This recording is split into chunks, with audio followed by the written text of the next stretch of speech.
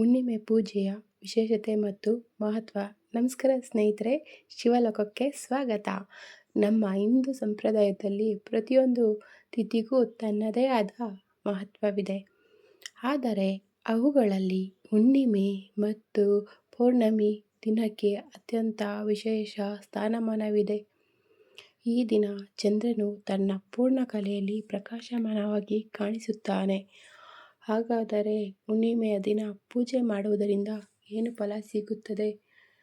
ಯಾಕೆ ಈ ದಿನವನ್ನು ಶುಭ ದಿನವೆಂದು ಪರಿಗಣಿಸಲಾಗುತ್ತದೆ? ಇದರ ಹಿಂದಿರುವ ಆಧ್ಯಾತ್ಮಿಕ ರಹಸ್ಯವೇನು? ಇವೆಲ್ಲವನ್ನು ಇಂದಿನ ವಿಡಿಯೋದಲ್ಲಿ ತಿಳಿದುಕೊಳ್ಳೋಣ.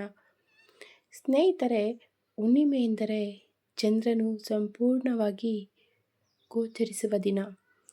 ವೇದಗಳ ಪ್ರಕಾರ ಚಂದ್ರನು ಮನಸ್ಸಿನ ಅಧಿಪತಿ. ಆದ್ದರಿಂದ ಹುಣ್ಣಿಮೆಯ ದಿನ ಚಂದ್ರನ ಪ್ರಭಾವ ಮಾನವನ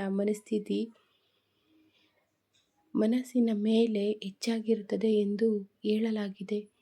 ಈ ದಿನ ದೇವರ ಆರಾಧನೆ ಮಾಡಿದರೆ ಮನಸ್ಸಿಗೆ ಶಾಂತಿ, ನೆಮ್ಮದಿ, ಸುಖ, ಸಮೃದ್ಧಿ, ಸಕಾರಾತ್ಮಕ ಶಕ್ತಿ ದೊರೆಯುತ್ತದೆ ಎಂದು ನಂಬಲಾಗಿದೆ. ಪುರಾಣಗಳ ಪ್ರಕಾರ ಅನೇಕ ದೇವತೆಗಳು ಮತ್ತು ಋಷಿಮುನಿಗಳು ಪೌರ್ಣಮಿ ದಿನದಲ್ಲಿ ವಿಶೇಷ ತಪಸ್ಸು ಹಾಗೂ ಪೂಜೆಗಳನ್ನು ಮಾಡುತ್ತಿದ್ದರು. ಆದ್ದರಿಂದ ಈ ದಿನವನ್ನು ಅತ್ಯಂತ ಪವಿತ್ರ ದಿನವೆಂದು ಪರಿಗಣಿಸಲಾಗಿದೆ. ಹುಣ್ಣಿಮೆಯ ದಿನ ಬೆಳಗ್ಗೆ ಬೇಗ ಎದ್ದು ಸ್ನಾನ ಮಾಡಿ ದೇವರ ಪೂಜೆ ಮಾಡಿದರೆ ಮನೆಯಲ್ಲಿ ಇರುವ ನಕಾರಾತ್ಮಕ ಶಕ್ತಿಗಳು ದೂರವಾಗುತ್ತವೆ ಎನ್ನಲಾಗುತ್ತದೆ. ಈ ದಿನ ವಿಷ್ಣು, ಶಿವ, ಲಕ್ಷ್ಮೀ ದೇವಿ ಹಾಗೂ ಚಂದ್ರ ದೇವರ ಆರಾಧನೆಗೆ ವಿಶೇಷ ಮಹತ್ವವಿದೆ. ಹಲವರು ಹುಣ್ಣಿಮೆಯ ದಿನ ಉಪವಾಸವನ್ನು ಆಚರಿಸುತ್ತಾರೆ. ಉಪವಾಸದಿಂದ ದೇಹ ಶುದ್ಧಿಯಾಗುವುದರ ಜೊತೆಗೆ ಮನಸ್ಸು ಸಹ ಏಕಾಗ್ರತೆಯಾಗುತ್ತದೆ. ಸ್ನೇಹಿತರೆ, ಹುಣ್ಣಿಮೆಯ ದಿನ ದಾನ ಮಾಡುವುದಕ್ಕೂ ವಿಶೇಷ ಮಹತ್ವವಿದೆ. ಬಡವರಿಗೆ ಅನ್ನ ನೀಡುವುದು ಮತ್ತು ಅಗತ್ಯವಾದ ಬಟ್ಟೆ ವಸ್ತುಗಳನ್ನು ದಾನ ಮಾಡಿದರೆ ಪುಣ್ಯ ಪ್ರಾಪ್ತಿಯಾಗುತ್ತದೆ ಎಂದು ಶಾಸ್ತ್ರಗಳು ಹೇಳುತ್ತವೆ. ಮನೆಯಲ್ಲಿ ದೇವಿಗೆ ದೀಪ ಹಚ್ಚುವುದರಿಂದ ಲಕ್ಷ್ಮೀದೇವಿಯನ್ನು ಪ್ರಾರ್ಥನೆ ಮಾಡಿದರೆ ಧನ ಸಮೃದ್ಧಿ ಹೆಚ್ಚಾಗುತ್ತದೆ ಎಂಬ ನಂಬಿಕೆಯೂ ಇದೆ. ಹುಣ್ಣಿಮೆಯ ರಾತ್ರಿ ಚಂದ್ರನ ಬೆಳಕಿನಲ್ಲಿ ಕೆಲ ಸಮಯ ಕಳೆಯುವುದು ಆರೋಗ್ಯಕ್ಕೂ ಒಳ್ಳೆಯದು ಎಂದು ಆಯುರ್ವೇದದಲ್ಲಿ ಉಲ್ಲೇಖಿಸಲಾಗಿದೆ. ಚಂದ್ರನ ಶಾಂತವಾದ ಕಿರಣಗಳು ಮನಸ್ಸಿಗೆ ನೆಮ್ಮದಿ ನೀಡುತ್ತವೆ ಎಂದು ಹೇಳಲಾಗಿದೆ.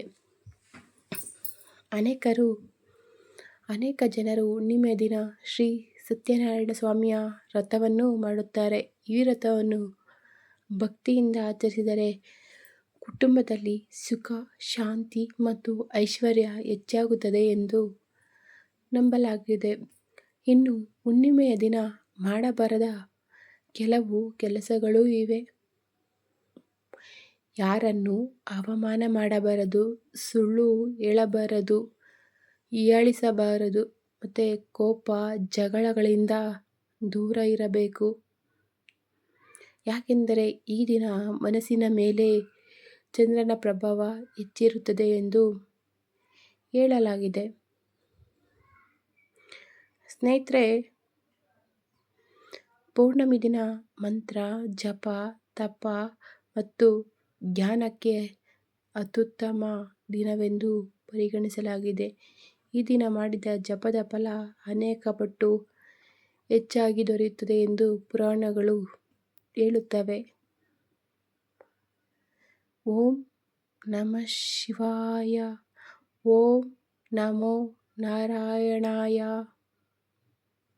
ಅಥವಾ ಓಂ ಶ್ರೀ ಮಹಾಲಕ್ಷ್ಮಿಯೈ ನಮಃ ಎಂಬ ಮಂತ್ರಗಳನ್ನು ಭಕ್ತಿಯಿಂದ ಪಠಿಸಬೇಕು. ಇದರ ಜೊತೆಗೆ ಪೂರ್ವಜರ ಆಶೀರ್ವಾದ ಪಡೆಯಲು ಸಹ ಈ ದಿನ ವಿಶೇಷ ಪ್ರಾರ್ಥನೆ ಮಾಡುವುದು ಉತ್ತಮ ಎಂದು ಹಿರಿಯರು ಹೇಳುತ್ತಾರೆ.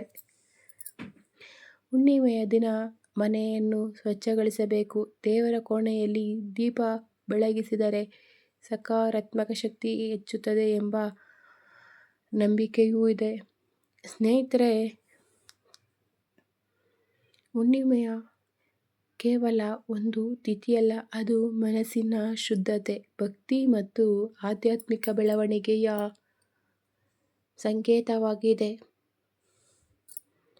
ಈ ದಿನ ಭಕ್ತಿಯಿಂದ ದೇವರ ಆರಾಧನೆ ಮಾಡಿದರೆ ಮನಸ್ಸಿಗೆ ಶಾಂತಿ, ಕುಟುಂಬಕ್ಕೆ ಸುಖ, ಸಂತೋಷ, ನೆಮ್ಮದಿ, ಹೊಸ ಜೀವನಕ್ಕೆ ಹೊಸ ಉತ್ಸಾಹ ದೊರೆಯುತ್ತದೆ ಎಂದು ನಮ್ಮ ಸಂಪ್ರದಾಯ ಹೇಳುತ್ತದೆ. ಆದ್ದರಿಂದ ಪ್ರತಿಯೊಬ್ಬರೂ